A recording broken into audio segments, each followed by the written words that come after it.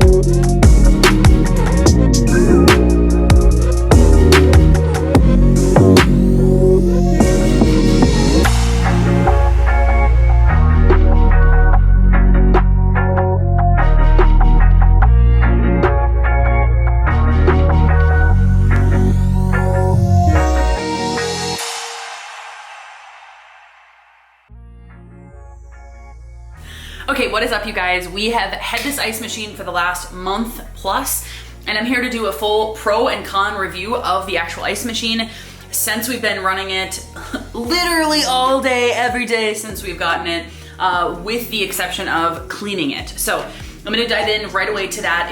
The pro is that these little ice cubes, these little pellets, are just absolutely phenomenal. They're very different from traditional ice cubes. When the traditional ice cubes are like significantly bigger, they're harder. These pellet ices are, ices? What is the plural word of that? Just ice? Whatever. These ice cubes are perfect. They're like a nice combination of like crunchy and hard and cold to just like keep it all together, okay? If you're looking to amplify your beverage experience, I would suggest getting this machine. Just like simple as that, okay? But another great thing about this machine is that it takes about 20 minutes to fill enough to fill up a cup, right? So if you're looking at like maybe a fourth of the tub, the ice cube tub, it will take you about 20 minutes from very start to having enough to fill up a cup. Of course, if you want to have an entire tub full for a special event or whatever, I would say it would at least take an hour and a half to 2 hours to get a completely full tank. Now, for us in our home, we are constantly using it. So it's literally on all the time and it's being refilled all the time. So I would say we probably refill it like 3 times a day. The bottom tank is where all of the water is stored so that it can go up through the back to regenerate it into making ice cubes that fall into the tub. And then those ice cubes melt and fell back down. So it's like this constant regeneration, which is great. But yeah, it's basically on all the time. We put ice in every single beverage that we're drinking. Like even my hot coffee, I will put ice cubes in to cool it down. I don't know, it's not necessary, but it's fun and it's lovely. So that is one of the things that we do, is we have it running all the time. It is really nice and compact. Of course, we have a lot of counter space in this house, in this kitchen, so I'm super grateful for that. But it works really well right next to our espresso machine. And if you want to know more about the Breville Barista Touch, this video we'll put up here. We reviewed that as well. That has a full-blown review on everything espresso that you would want to know about this machine. So anyways, they look beautiful right next together, and that brushed nickel, like, just chef's kiss in this kitchen. I love it. So they look great together, very compact. It is pretty quiet. So if you're looking to not disrupt phone calls or people sleeping, or I don't even know what else you need to disrupt, but it's pretty quiet. Obviously you can tell when it's running, it's gonna make a noise, but it's like a dull roar basically. Also with this, like I said, we literally use it all the time. So the little scoop that comes with it is great. It is the perfect size to fit into all of our cups that we have. And again, it's just a nice way to pack in more ice in a shorter, in whatever container you're pouring it into, right? Traditional ice cubes are thicker, more oblong, like weirder shape. So there's more space in your cup to not cool it. Science. So anyways, I am obsessed. In other news, I'm gonna go through the cons so that you are aware of potentially what's happening if you decide to buy this machine.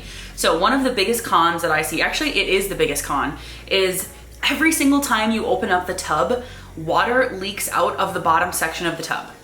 Okay, and what it is it's the condensation from the water tub underneath the ice tub that is actually constantly regenerating, right? So you have the cold water and the room temperature water and all this stuff making its own little ecosystem of water. And every time you open up the tub, it doesn't matter if you've had it running for 5 minutes or 5 hours, it always leaks water out the front. And it's not like just like a couple little dripples, it's like a lot of water. So that is a huge con for me, because we literally have to wipe it up every single time that happens. So either having paper towels or just washcloths sitting there all the time to wipe up this wet mess.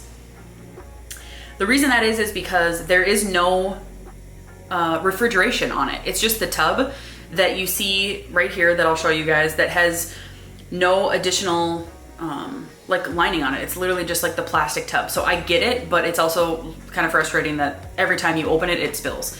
And then of course that leaves water lines and marks on the front of it as well. So it kind of makes it look a little messy. So that is a con that I see.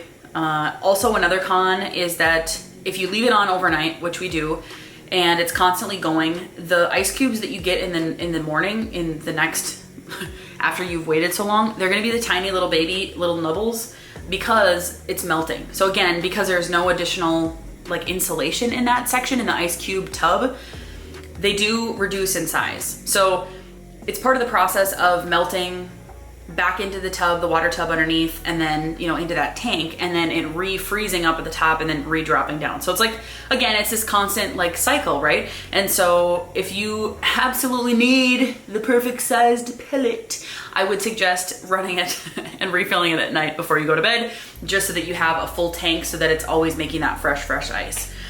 So that would be a con in my perspective. The last thing that I will mention is when you run it on the cleaning mode, what it recommends in the actual operator's manual or owner's manual, whatever you want to call it, it shows that you should put in bleach into the water, in the water lines. I am not putting bleach into our water. So what I did instead is I put vinegar in. So whatever it is that you use, whatever it is that you choose to clean your home with, I get it, but that's not the con. The con is actually how long it truly takes to clean the unit.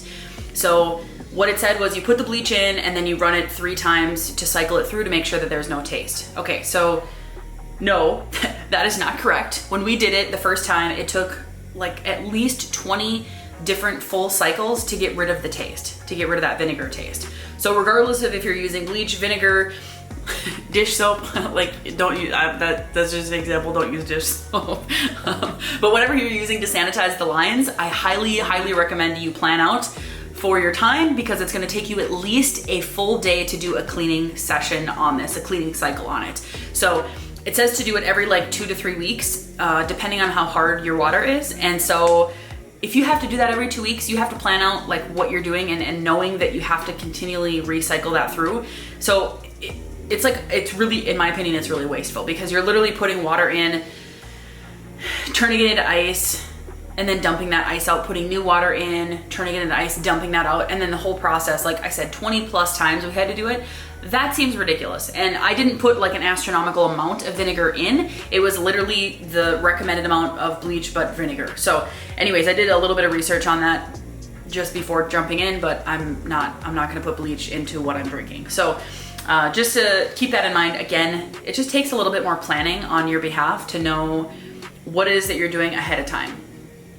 The reason you do the cleaning, obviously, is to make sure that everything is sanitized in there. If it's constantly making water, you're drinking it, water lines have a tendency to build up bacteria, and so I get it, but it's also, in my opinion, if I'm gonna do a cleaning mode and the owner's manual says it's gonna take like 3 to 4 times to do it, that is what I expect. So keep that in mind for your own machine. It also depends on what region you live in for how hard your water is and how often you will need to do this. So just to keep that in mind, that is something to consider when you're looking at purchasing this machine. So with that, thank you so much for watching this video. I recommend this product, okay? I do, I really do.